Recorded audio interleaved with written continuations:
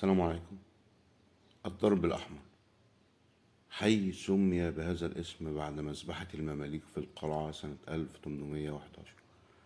بعد المذبحة ظل عسكر محمد علي يسعون فسادا وقتلا في هذا الحي، ويقتلون كل ما يقابلونهم من أمراء المماليك. في هذا الحي العريق الراقي ظل جنود محمد علي يقتلون كل ما يقابلونه لمدة أسبوع، ولم يوقف هذه المذبحة غير نزول محمد علي من القلعة ووقف هذه المذبحة. جنود محمد علي غطوا هذه المنطقة كلها بالدماء حتى سميت المنطقة بمنطقة الضرب الأحمر. حين تولى عباس حلمي الأول هذا الباشا، أمر بهدم سراي المملوك إبراهيم بيك الكبير وسراي ابنه مرزوق، وأمر بإنشاء سراي كبير جدا. صدر عباس حلمي الأول تعليماته إلى العبقري المصري الكبير علي مبارك بتصميم هذا الحي وإقامة سراي جديدة له سميت بسراي الحلمية. بعد قتل عباس حلمي الأول في جريمة غامضة لا يعلم إلى الآن من الذي قتله، هل هي عمته أو خدامه. عباس حلمي الأول قتل في قصره في بنها، والذي هو كلية أدب جامعة بنها الآن. بعد حادث مقتل عباس حلمي الأول هدمت سراي الحلمية، وأقيم هذا الحي الراقي الذي سكنه كل بشوات مصر في بداية عصر محمد علي. نحن أمام قصر عبد السلام باشا خليل، وهو من أعيان محافظة القليوبية، وهو مصري عصامي.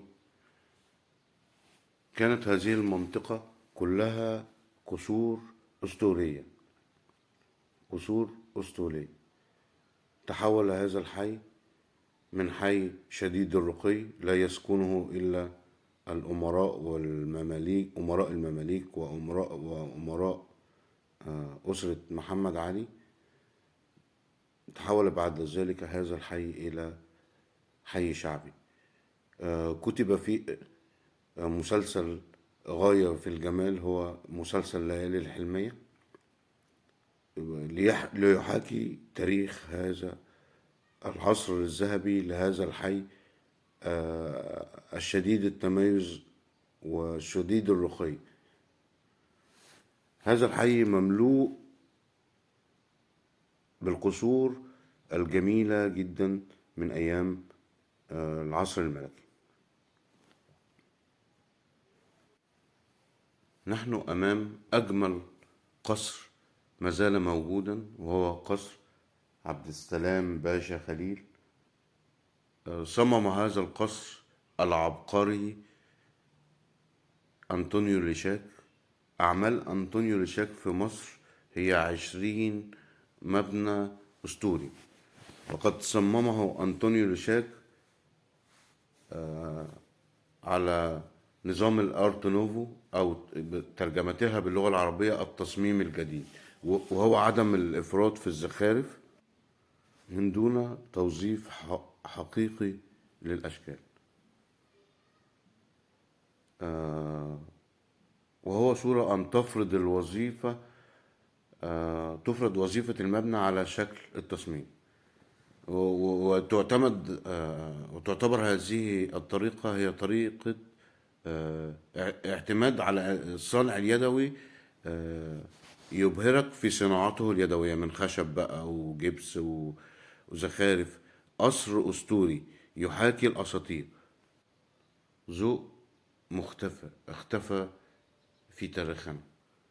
كأنها فجوة زمنية تفصلنا بهؤلاء العمالقة الذين أمروا بتصميم وبناء هذه الأساطير.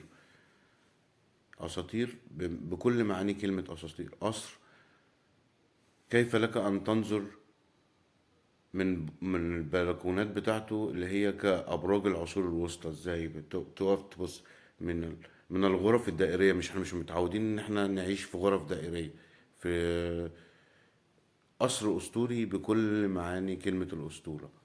يعني ناس ذواقة عملت شغل، مهندس عبقري صمم،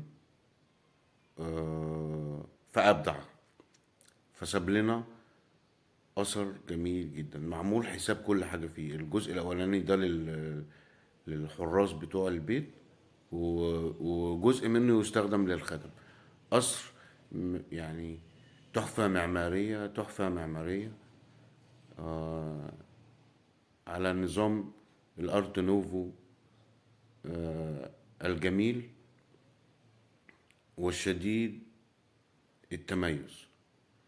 رسومات على الحيطان، رسومات دائرية لأشكال نباتية شديدة التميز. برج كده لو صعدت ليه كأنك في الأساطير. للجميع الحب والشكر والاحترام والتقدير. جمال المغازي، يوم في مصر.